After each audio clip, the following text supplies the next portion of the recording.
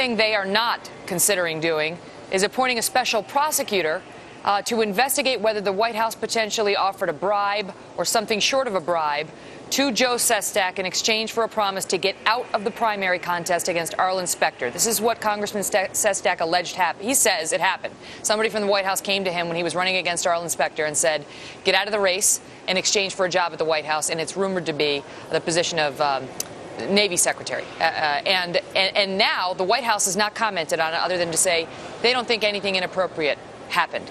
I'm just hearing in my ear that you, on the Senate Judiciary Committee, and other Republicans have just fired off a letter to the Attorney General, Eric Holder, who has said he will not appoint a special prosecutor.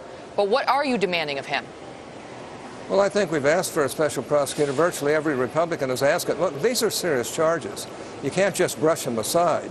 When Joe Sestak, a member of Congress, said that something was done that literally is violative of our laws, serious laws, it ought to be looked into and it ought to be resolved. And the Justice Department has an obligation to look at it. They can't just brush this aside.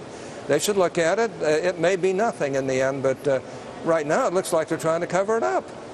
What can you get? Independent counsel, special prosecutor? You know, what would satisfy you? Well, it wouldn't take much to satisfy me because I think basically the Justice Department ought to investigate it. The questions ought to be asked. Congressman Sestak ought to have to testify under oath. He ought to have to tell whatever the claim he has made, what it is, and he ought to be able to express that, and he ought to express it freely. And we ought to get to the bottom of it because it's a serious charge. There's no use kidding about it. All right, Senator Orrin Hatch, always appreciate hearing your insights on everything. Thanks so much for being on. Eric Holder already refused a request by Republican Darrell Issa to appoint a special prosecutor. Should he accede to this demand now by all the Republicans, from what I can tell, on the Senate Judiciary Committee? Based on the details of the story, as we currently know them, Megyn, and they are few and far between because suddenly everybody who used to love a microphone, like Congressman Sestak, has shut up. Nobody is talking. So based on what we know right now, it does look like there could be something very fishy here that could go into violation of the federal code, violations of federal law. We're talking about potentially very serious issues here. You cannot have the Justice Department looking into people in the White House who they are actually charged with defending. We're talking about federal officials here. You could be looking at an incredible conflict of interest, and that's why we have the special prosecutor statute. That's why it's there, and that's why it has been invoked many times since Watergate, since really the first real special prosecutor, because the executive branch, one aspect of the federal executive branch, the Justice Department, cannot be investigating another part of the executive branch, i.e. the White House. That's why the independent counsel statute exists. And in this case, based on what we know so far, it should in fact be invoked. Does the White House need to come out and address this in more detail?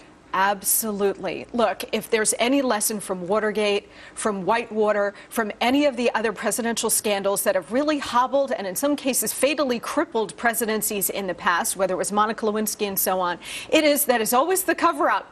It's never the actual original crime. Even if it's not a crime. That will do you in. And in most cases, you know, sometimes it's so mild, it's so innocuous, it can be explained away. But once presidents and their administration start going down a road where they compound the problem, Megyn, by stonewalling, by not answering questions, by not coming forward right away, they end up creating a bigger mess than originally would be. Well, the question is, Robert Gibbs came out and said, this is a quote, nothing inappropriate happened. That's based on his discussions with lawyers and others inside the White House. He wouldn't specify exactly who.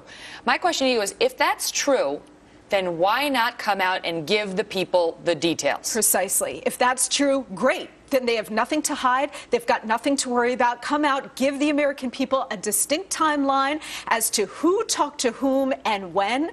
Did the president know that any of these conversations were going on? Look, if it were just a conversation like, hey, Joe, good luck to you in this race. We're going to back Specter, but, you know, if it doesn't work out for you, give us a call. You know, maybe we can work something out. That's one thing. That wouldn't be a crime. What about but that, if though, it Monica? were a direct quid pro quo where they were trying to influence the outcome of of a federal election, that is a violation of federal law. What about that? Because defenders of the president and Democrats, some have been saying, look, this is political horse trading that goes on all the time. Like, hey, buddy, Sestak, we'd really love it if you wouldn't challenge our inspector. We've got this great job, you know, Secretary of the Navy. You could have this instead. Is that necessarily a crime, or could that just be political horse trading? Well, I know we're really dancing on the head of a pin here because there's so much nuance involved. And people who are experienced in this kind of thing know you can't offer a direct quid pro quo. You can keep it ambiguous. Hey, give me a call if it doesn't work out. But if somebody offered somebody directly I have to tell you, an absolute thing of value that was concrete and specific, Megan, that is a violation of the law. I have to tell you this. I've read the statute myself, 18 U.S.C. section 600, and it says whoever directly or indirectly promises such a thing. So we'll get into that a little bit later. And here's quickly. the other reason why the White House needs to deal with this frontally ASAP, because President Obama, his whole brand was built around bringing a different kind of politics to Washington and into this White House. And this kind of horse trading, even if it was just innocuous and no problem, he could have a problem here because that's not how he ran. That's not the kind of campaign he ran. There were reports the White House would respond to it more fully in the next couple of days, and we'll see what the Department of Justice does. Monica Crowley, thank you so much.